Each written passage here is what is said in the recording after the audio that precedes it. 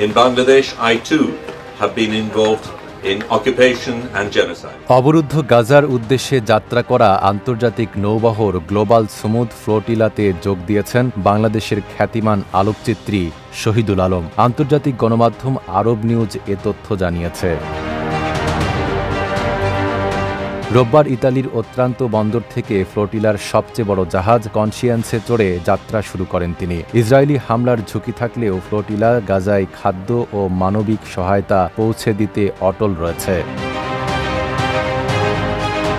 ৭০ বছর বয়সী শহীদুল আলম বলেন, এ মুহূর্তে গণহত্যা চলছে। ইসরায়েল ও যুক্তরাষ্ট্র ফিলিস্তিনিদের হত্যা করছে, কিন্তু বিশ্বজুড়ে মানুষ প্রতিবাদ করছে, সংহতি জানাচ্ছে। আমি প্রথম বাংলাদেশি হিসেবে যাচ্ছি, তবে বিশ্বাস করি বাংলাদেশের সবার ভালোবাসা নিয়েই যাচ্ছি। তিনি আরও জানান, এ সংগ্রাম শুধু আমাদের নয়। সানবিট সব দিবে সামাল। সানবিট ম্যাজিক প্রেস ডিশওয়াশিং এর মাথা ঘোরানো সলিউশন। মানবতাই হেরে যাবে যদি আমরা হেরে যাই। সেখানে পৌঁছে প্রতিদিন ছবি ও খবর পাঠানোর চেষ্টা করব।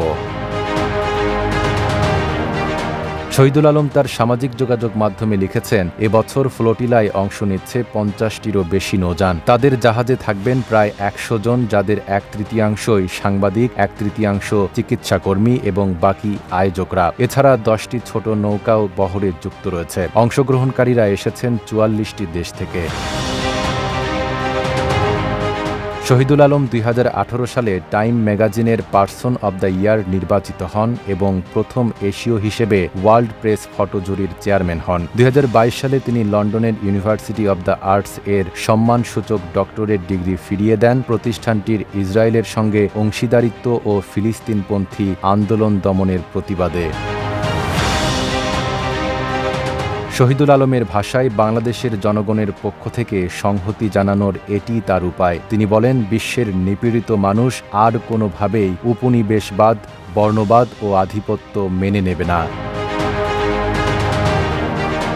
নাইম আরাবী, ঢাকা পোস্ট।